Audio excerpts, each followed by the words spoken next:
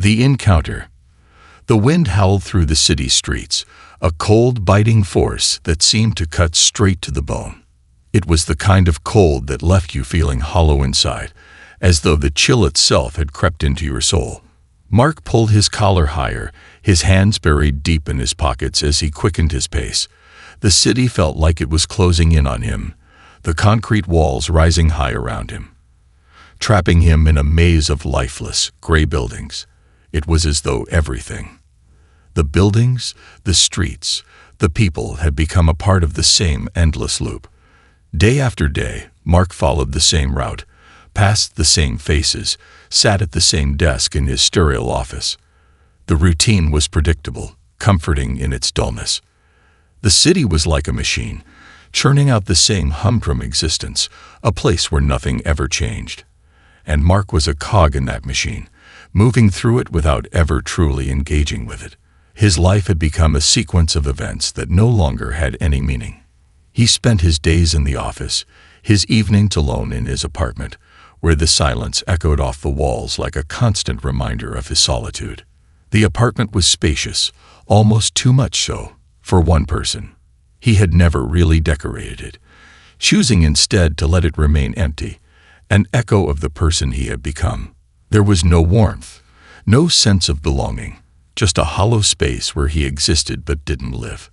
The cold wind bit at his face as he walked, the city streets empty except for the occasional car passing by.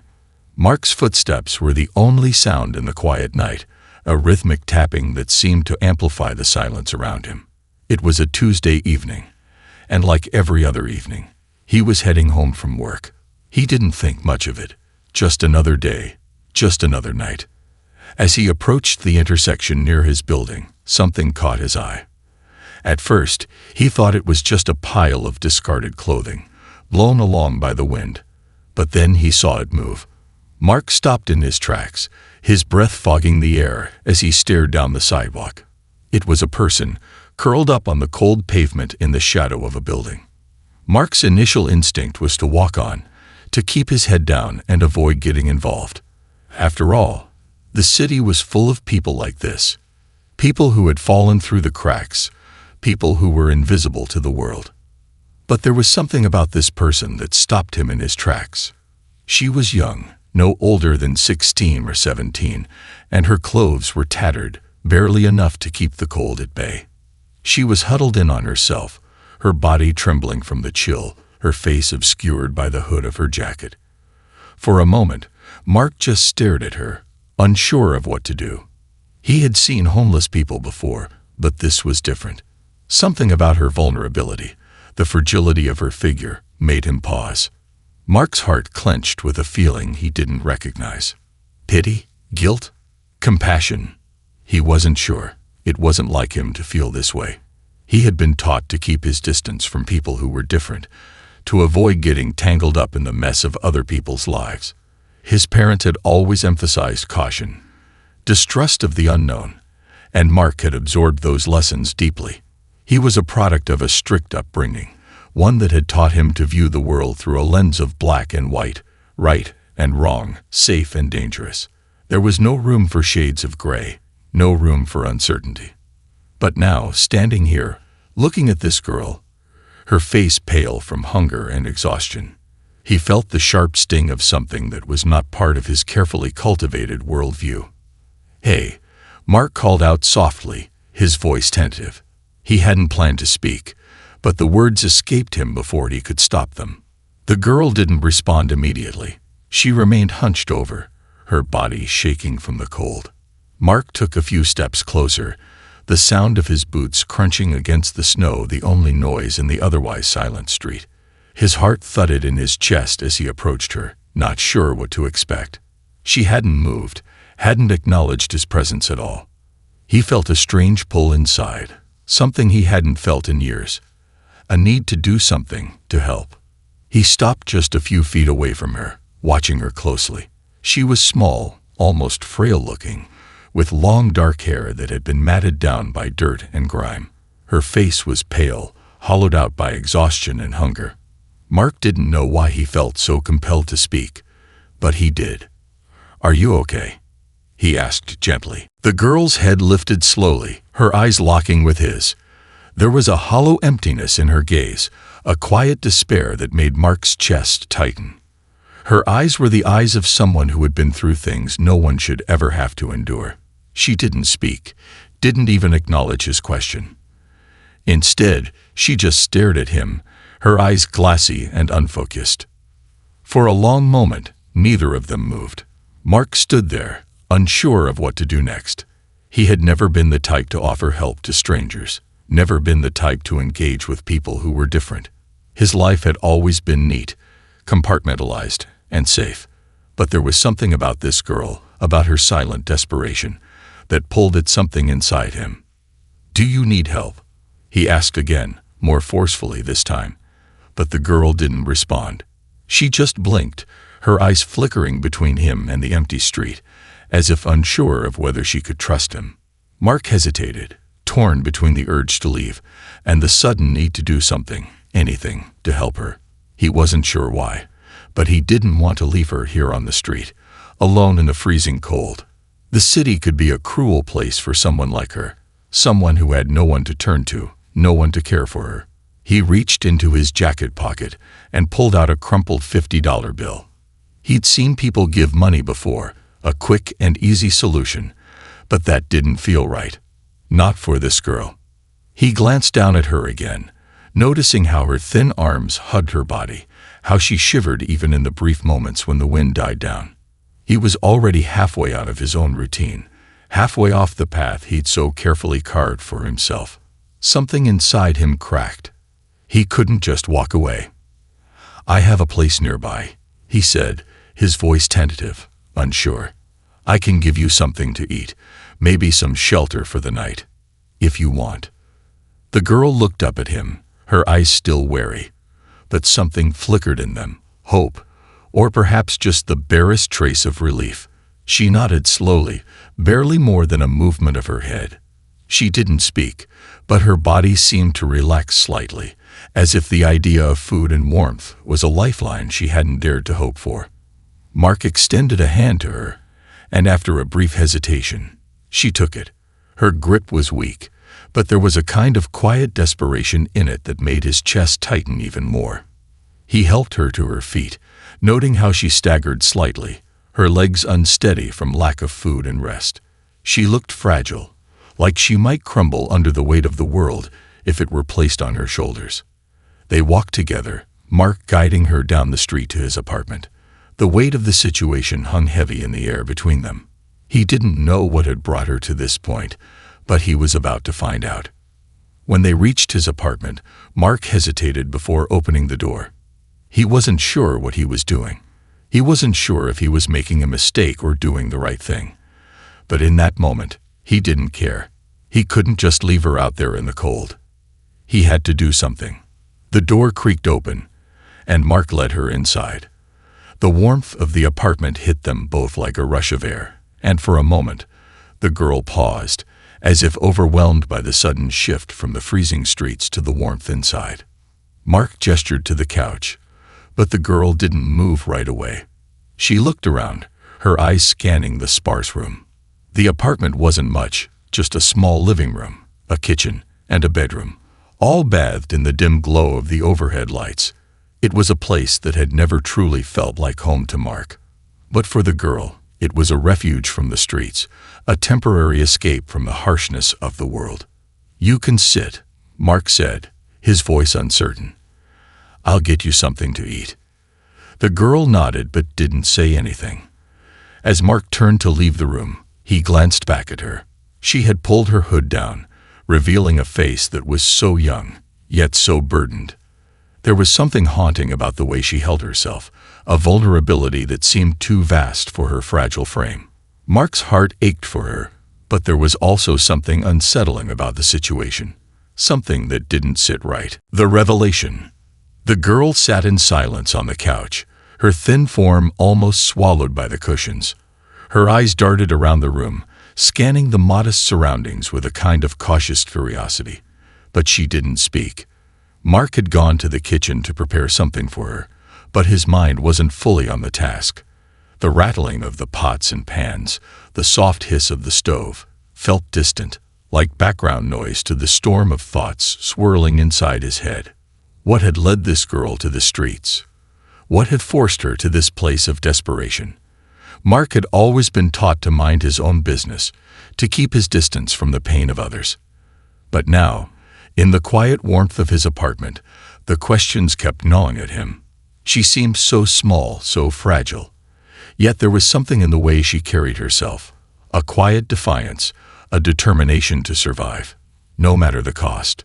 Mark couldn't help but wonder how long she had been out there, how many nights she had spent huddled in the cold, how many people had walked past her without so much as a second glance.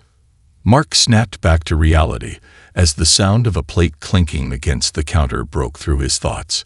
He glanced over to see the girl still sitting on the couch, her head slightly lowered, her hands clasped tightly together in her lap. The shadows under her eyes were dark, her skin pale and drawn, but there was a certain calmness to her presence, now that the warmth of the apartment had begun to settle into her bones. She was no longer shivering, but there was still an emptiness in her posture, a distance in her eyes. He walked over to the couch with a bowl of soup in hand, setting it gently in front of her on the coffee table. "Here," he said, his voice softer now, more cautious. "It's not much, but it's something." The girl didn't respond immediately. Instead, she stared at the bowl for a long moment, her eyes glazed over, as though she were unsure of whether she could trust the gesture. Mark watched her, feeling the weight of the silence between them. He didn't know what she had been through, but he could tell that the walls she had built around herself were thick, thicker than the cold, harder than the life she had lived. She was guarded, suspicious, perhaps even afraid of kindness, as if it were something she could not afford to believe in. Finally, she reached out, her fingers trembling slightly as they brushed against the edge of the bowl. She took it carefully, almost reverently, as though the simple act of eating something warm was a luxury she hadn't experienced in a long time. Mark stood there for a moment, watching her, unsure of what to do next. He didn't want to overwhelm her, but he also wanted to help, to do something to ease the weight of whatever it was she had been carrying. "Do you want to talk about it?" he asked softly, leaning against the wall near the door. "What happened? How did you end up out there?" The girl didn't respond at first. She took a small spoonful of the soup, her eyes focused on the bowl, her lips pressing together in a tight line. Mark wasn't sure if she even heard him, but he waited, patient and respectful of the silence that hung between them. He knew that sometimes it took time to let the walls come down. It was several minutes before she spoke, her voice barely above a whisper. "I didn't have a choice," she said, her words slow and measured, as though she were choosing them carefully. I ran away." Mark's heart twisted at her words, but he didn't say anything. Instead, he simply nodded, giving her the space to continue if she wanted to. The girl's eyes lifted from the bowl, meeting his gaze for the first time since they had sat down. There was an unreadable expression in them, something dark, something she wasn't quite ready to share. "I was living with my aunt," she continued, her voice more steady now. She wasn't a good person. Not to me. Not to anyone."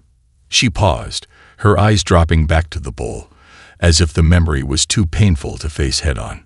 She didn't care. About me. About anything.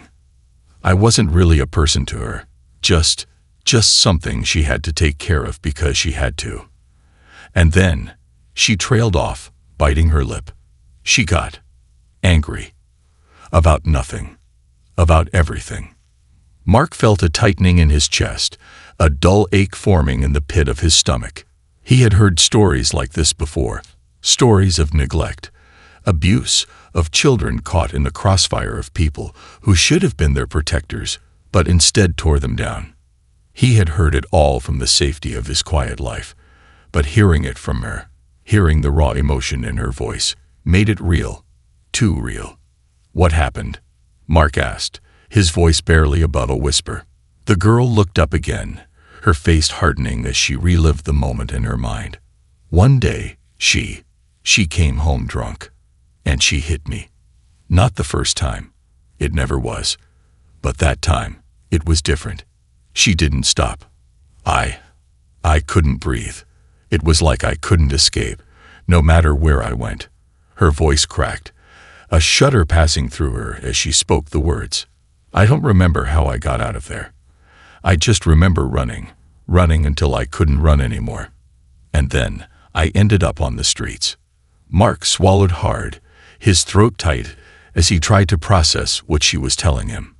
It was clear that the girl had been through something horrific, something that had torn apart her life and left her with little more than the instinct to survive.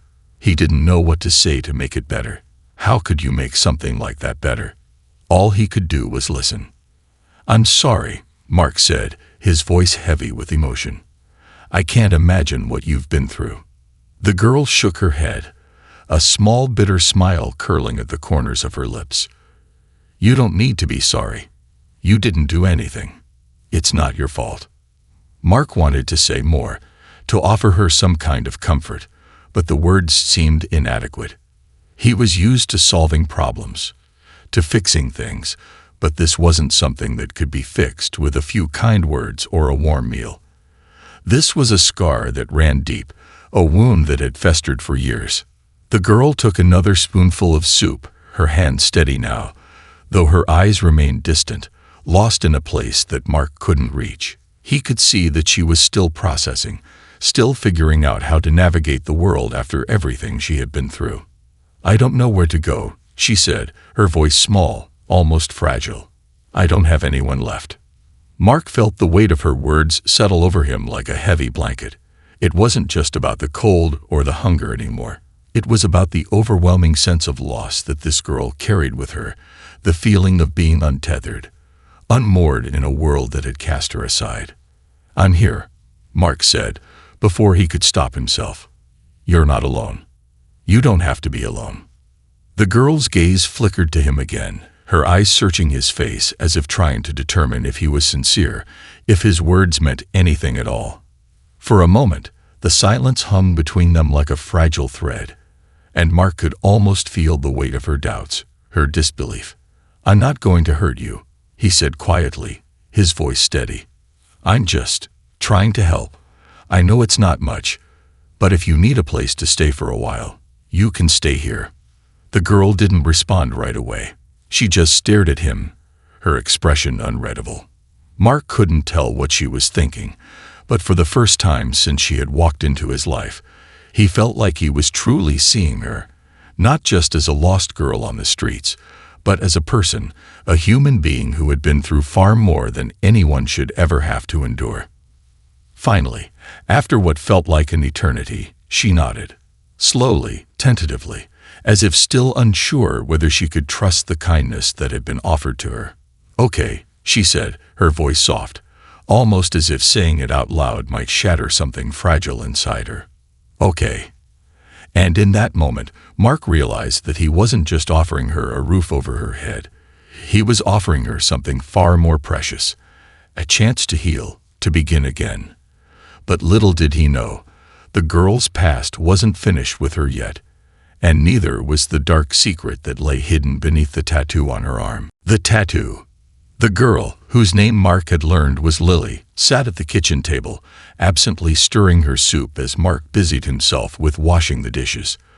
The quiet between them wasn't uncomfortable, but it was heavy, like they were both trying to figure out what came next.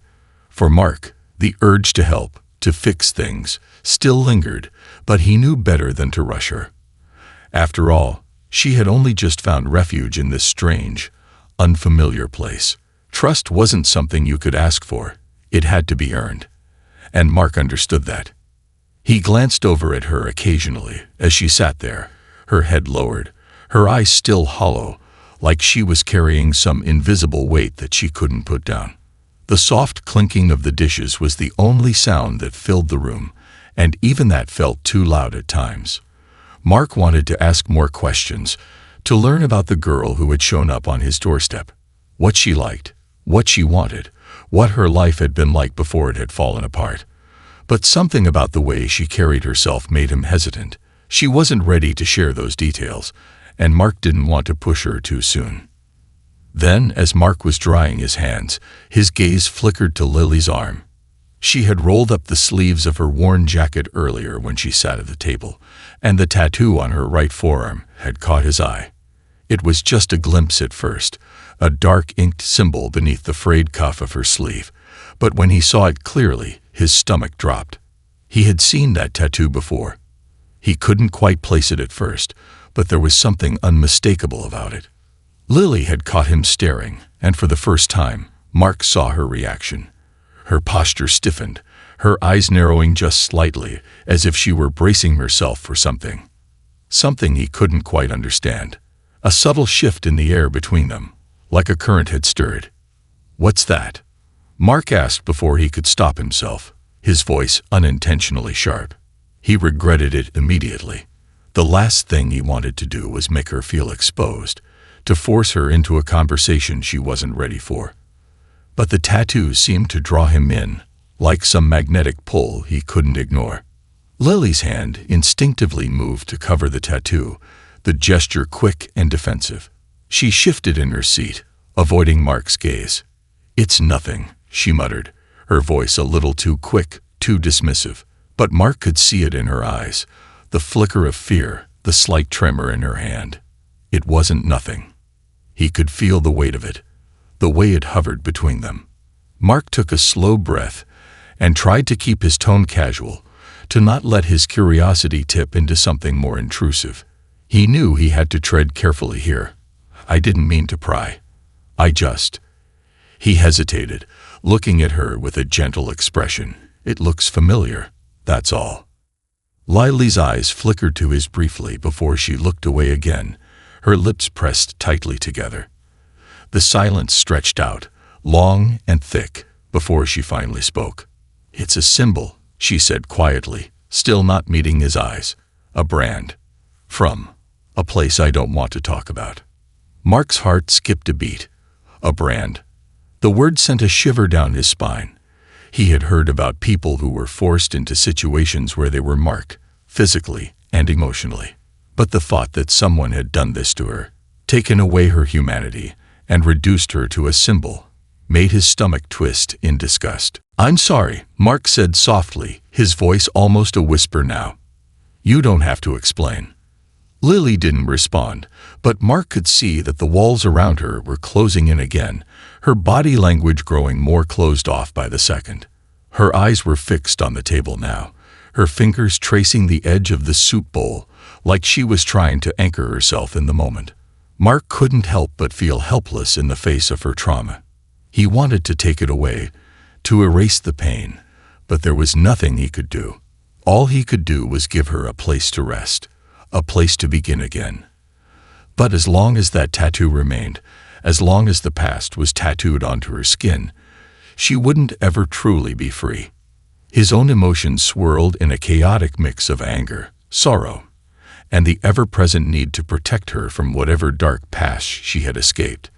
But as Mark watched her, something in him shifted. He couldn't ignore what the tattoo represented, the possibility that there was more to her story, more than what she had shared with him. It wasn't just about the life she had fled from. It was about the people, the situations that had made her feel like she was nothing more than a possession, a commodity. The same people who had taken her freedom and branded her as something less than human. Mark walked back to the couch, sitting down carefully across from her. He wanted to reach out, but he didn't know how to help. Instead, he simply sat there, letting the silence settle between them, letting her know that he wasn't going to force her to talk, just to be there, in whatever way she needed. A long time passed before Lily finally spoke again, her voice quiet, hesitant. "It's not a gang or anything like that," she said slowly, almost as though she were testing the waters of trust. "I wasn't in a gang." Mark raised an eyebrow, confused by the sudden clarification. "What do you mean?" Lily took a deep breath, her eyes focusing on the tattoo again, her fingers brushing lightly over it. "It's a brand from the people who took me in. The people who used me." Mark's stomach churned. There was something so brutal in her words, so casual, like this was just part of the life she had been dealt. A life so broken, so fraught with violence, that even the horror of it seemed normalized in her mind. The sheer weight of what she was saying hit him like a physical blow. "Who are they?" Mark asked, his voice barely above a whisper. Lily's shoulders stiffened, and she let out a soft, bitter laugh. But there was no humor in it, only emptiness. "They're bad people, people who own others. People who don't care if you live or die. People who make you forget you ever had a choice. They're called the Collective." She paused, her eyes distant, like she was looking through him. "They buy and sell people, like animals. They make you do things you'd never imagine yourself doing. And then, when you've served your purpose, they make you disappear." Mark felt his chest tighten, a surge of anger flooding his veins. He had no words for what she had just described. He had heard of human trafficking before, but hearing her say it so matter-of-factly made it real. Too real. A part of him wanted to rush to the phone, call the police, do something, anything, to end the horror she had lived through. But Lily's eyes met his, and in them, he saw the silent plea. She wasn't asking for that yet. She was still broken, still unsure of the world she now found herself in, and whatever had happened to her was not something to be forced out of her. "You're safe now," Mark said softly, though the words felt hollow in the face of her pain. "They can't hurt you here." Lily didn't respond, but Mark could see the flicker of something in her eyes, something like hope, though it was buried deep beneath layers of fear and doubt. She had taken a step, and that was all Mark could offer her, the chance to take one step at a time, without the fear of being dragged back into the darkness she had come from. The tattoo, the brand, it was more than just ink on her skin. It was the story of who she had been, a cruel reminder of the world that had broken her. But Mark knew this much: he wouldn't let it define her anymore. Not if he could help it. The decision. Mark's mind buzzed with 1,000 questions, each more urgent than the last. The story Lily had shared, the mention of the Collective, had rattled him in a way nothing had before. He had heard stories of human trafficking in the news, had seen documentaries, but this was different. This wasn't some distant tragedy playing out in another country. This was someone sitting right in front of him, a girl who had been shaped by horrors he couldn't begin to comprehend. His hands trembled slightly as he picked up the mug of coffee that had long gone cold. The weight of her words pressed down on him. "They make you disappear." How many others were out there? How many innocent people were still living that nightmare? The anger that had once been a small ember in his chest now roared to life, fueled by an overwhelming sense of helplessness. Lily shifted in her seat, her eyes darting nervously from the kitchen window to the door, then back to her hands, which were still nervously tracing the rim of the soup bowl. She had barely touched the food since she sat down, and Mark couldn't help but notice the subtle signs of her anxiety. The way her shoulders were stiff, her posture tight, like a coiled spring ready to snap. He wanted to ask more questions, to dig deeper into her story, but something inside him told him that this wasn't the time. He had learned from his own experiences that when people were broken by something as insidious as what Lily had been through, pressing too hard could shatter the delicate balance they had left. He had to give her space to come to him, to trust him. That was the only way she would open up, if he didn't force it. "Lily," he said softly, his voice quieter than before, "you don't have to tell me everything. I understand that, but you're safe here, okay? I'm not going to let anything happen to you. No one can take you away from here." For a long moment, there was no response. Mark had almost convinced himself that she hadn't heard him when Lily finally looked up, her eyes not meeting his, but focused on a spot on the wall just past his shoulder. Her voice was barely above a whisper when she spoke. "They don't let you leave. The Collective. They make sure of that. No one walks away." She paused, her fingers still circling the edge of the soup bowl, almost hypnotically. "You're either sold to someone else, or you're disposed of." I don't even know how I ended up here. I was supposed to. Her voice caught in her throat, and she squeezed her eyes shut as if trying to block out the memories. I was supposed to disappear. I wasn't supposed to be alive anymore. Mark's heart clenched in his chest as the implications of her words sank in. He could see it now, the terror that had driven her to this point. The fear that kept her running, kept her moving from place to place, never staying in one spot long enough to settle, to breathe, to feel safe. And now, here she was, in his small apartment, an accidental refuge. Mark couldn't fathom how much strength it must have taken for Lily to get this far, to survive. She wasn't just a victim. She was a warrior in her own right. The silence between them stretched on again, thick with everything that had been unsaid. The room felt colder now, the warmth of the soup long gone. Mark didn't know what to say next. What could he say that would make any of this better? What could he say that would make her feel less alone? I don't know what to do for you, he admitted, his voice low, almost self-deprecating. But I'm not going to let you slip through my fingers. Not if I can help it. Lily raised her eyes to meet his at last, her gaze raw, the vulnerability in it a sharp contrast to the stoic way she had been holding herself. Why are you helping me? She asked, her voice trembling slightly. You don't even know me. Why would you risk your own life for a stranger? Mark didn't have an immediate answer. He could feel the weight of her question, and he felt his own chest tighten with the realization that, deep down, he didn't have a rational reason for what he was doing. There was no calculation here, no grand plan. This was simply a man reacting to the brokenness in front of him, a man trying to be something other than the cold, disconnected person he had been all these years. I don't know, he finally said, his voice steady but soft. Maybe it's because I can't ignore you. I don't know what kind of world we live in where people are allowed to suffer like this, but I know I can't just walk away from it. The words felt raw in his mouth, but they were true. Mark had spent so many years building his life around routine, around detachment, that he had forgotten what it felt like to be truly connected to another person. But with Lily, something had shifted. He couldn't walk away. He wouldn't. Lily looked at him, her face unreadable. For a long time, she didn't speak. It was as though she was trying to make sense of something deep within herself, something she couldn't quite grasp. Finally, she spoke again, her voice soft but more resolute than before. If they find me, if the collective knows where I am, I won't be safe anymore.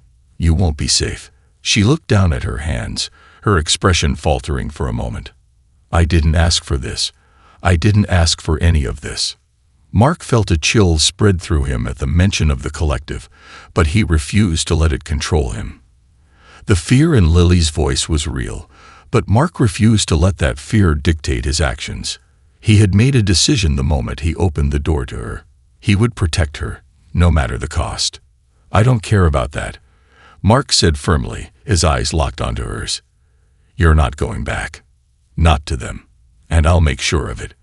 Lily's eyes softened slightly, and for the first time, Mark saw a flicker of something that resembled trust. It was small, delicate, but it was there. She didn't answer him immediately, but she didn't pull away either. She was letting him in, slowly, piece by piece, and that was all he needed. For the first time in what felt like a lifetime, Mark didn't feel alone. The evening wore on, and as the night deepened, Mark found himself pacing in his small living room, wrestling with his thoughts. He couldn't shake the feeling that something was off, that Lily's mere presence had set something in motion that couldn't be stopped. There was no going back now. The choice had been made. But with that choice came danger. He couldn't protect her forever, not without making some hard decisions. Mark had always been a man of structure, of rules. He followed them, stuck to them. But as he looked at the girl sitting across the room, her face drawn with the weight of things unsaid, he knew that the world he had built for himself no longer made sense. Life was messy. It wasn't about order or control. It was about survival. About doing what you could for someone else when they needed it most. The phone in his pocket buzzed, jolting him out of his thoughts. It was an unknown number. And for a moment, Mark hesitated. He considered ignoring it. Maybe it was just a telemarketer or some random call. But then a thought struck him. What if it was someone looking for Lily? His hand shook slightly as he pulled the phone from his pocket, his heart thudding in his chest. With a steady breath, he swiped the screen to answer. Hello. The voice on the other end was sharp, cold, too familiar. You have something that belongs to us. Mark's blood ran cold. The collective had found them. The consequence of helping. Mark's pulse quickened, his fingers tightening around the phone. The voice on the other end was deliberate, almost too calm for the words it spoke. He had been expecting something, but not this. The realization hit him like a bolt of lightning. He had crossed a line, one he could never undo. The collective had found them, and they wouldn't stop until Lily was back under their control. The voice on the other end, low and cold, continued. You don't know what you're dealing with, do you? You think that by offering her a safe place, you can protect her. You can't. There's no escaping what she's part of. You've made a mistake. Mark's mind raced, trying to make sense of the situation. His first instinct was to hang up, to disconnect and retreat into the false safety of his apartment. But he couldn't. Not when he had just promised Lily that he wouldn't let anyone take her away. He took a breath, steadying himself. Who is this? He asked, his voice tight, but determined. The voice on the other end chuckled, a sound that sent chills crawling up Mark's spine. It doesn't matter who I am. What matters is that you've made yourself a target. If you don't want things to get worse, you'll do what I say.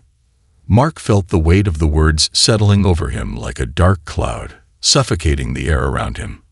He glanced over at Lily, who had been sitting silently at the table, her head bent low, her eyes focused on her hands, fingers fidgeting restlessly. She had heard the conversation. He could see the tension in her posture, the subtle tremble that ran through her. She was scared, no doubt, but Mark wasn't going to let her face this alone. I won't do anything you say, Mark said, his voice taking on a new edge, one he hadn't heard from himself in a long time. The last few months of his life had been nothing but routine. Work, home, work again, the endless loop of a life that had no real meaning. But now, everything had changed. His world had shifted on its axis, and with it, so had his purpose. He wasn't just some passive observer anymore. He had someone to protect, someone who needed him. The voice on the phone seemed to pause for a moment, as if considering Mark's words. Then it spoke again, its tone even colder than before. You think this is a game? Fine. You want to play it that way. But remember this. The collective always gets what it wants. If you want to keep her alive, you'll meet us tomorrow night. We'll be waiting. Before Mark could respond, the line went dead. The silence that followed was suffocating. Mark stood motionless for a moment, staring at the screen of his phone as if waiting for the words to return. But they didn't. Only the buzzing of the dead connection filled the air. His mind was reeling. The consequences of what he had just done were already sinking in, but they felt so far away, as if they were happening to someone else, somewhere else. The reality was far worse than any of the scenarios he had imagined. Lily didn't speak. She hadn't moved since Mark had hung up the phone. Mark slowly turned to look at her, his heart sinking in his chest. She was looking at him now, her face pale, eyes wide with fear. What? What do they want? She asked, her voice barely above a whisper. The words seemed to tremble in the air between them. Mark took a deep breath, trying to steady himself, but his mind was clouded with uncertainty. He couldn't lie to her. Not now. Not when she had entrusted him with her safety. They want you, Lily, he said softly, the words feeling like a heavy weight in his mouth. They want you back. Her eyes darkened with a depth of emotion Mark hadn't seen before. She bit her lip, her breath hitching as if she were trying to hold back a torrent of emotions she could no longer keep inside. Mark wanted to reach out to her, to comfort her, but he knew that she had been through far too much already. There was nothing he could say that would erase the years of fear and trauma she had endured. He didn't even know how to help her, how to make her feel safe, but he had to try. "You have to get out of here," Lily said suddenly, her voice sharp, almost frantic. "You don't understand. You don't know what they'll do to you.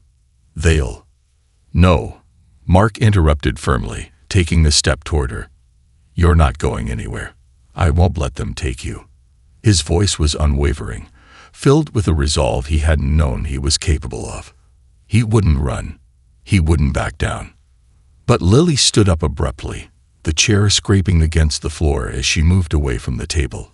She seemed to be struggling with herself, her hands clenching and unclenching, her body tense, as if ready to flee at any moment. "You don't get it, do you?" she snapped, her voice breaking. "You don't get it. You think you can protect me. You think you can fight them. They will destroy you. They won't stop. You don't know what they're capable of." Mark's heart clenched as he watched her, seeing the raw terror in her eyes. He knew this was more than just fear for her life. It was a terror born from years of torment, of running from something that had never truly let go. But in the midst of that fear, he also saw something else, a flicker of hope. Fragile as it was, that perhaps he could be the one to save her from it. "I don't care about their threats," Mark said, his voice soft but resolute. "I won't let them win. You're not alone in this anymore. I won't let them break you." Lily's gaze faltered for a moment, and Mark thought for a second that he saw a tear glisten in the corner of her eye. But then she blinked, and it was gone, replaced by the hard, distant look that had been there before. She shook her head slowly, the fight draining from her shoulders. "You don't understand, Mark," she whispered, almost to herself. "I'm already dead. I'm just waiting for it to happen." Mark reached out to her, his heart breaking for the girl who had been abandoned by the world. "You're not dead, Lily. You're still here. And I'm not giving up on you." Her eyes met his for a long moment, and for the briefest second, Mark saw something in them, a flicker of something he hadn't seen before. Vulnerability. But it vanished as quickly as it had appeared, replaced by the same fear, the same resignation. "I'm sorry," she whispered, taking a step back, her voice full of sorrow. "But it's too late." Mark didn't know what to say. The weight of her words pressed down on him like a heavy stone.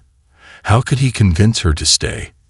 How could he convince her that she deserved something better than the fear that had haunted her for so long?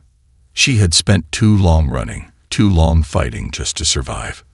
But he wasn't ready to give up. Not yet. There had to be another way. There had to be something he could do to protect her, to get her out of this nightmare. And he was willing to risk everything to find it. The hours stretched on, the silence between them growing heavier with each passing minute. Mark knew that whatever happened next, they couldn't stay here. He couldn't keep Lily in this apartment with the collective so close on their heels. He had to find a way out, a way to get her to safety.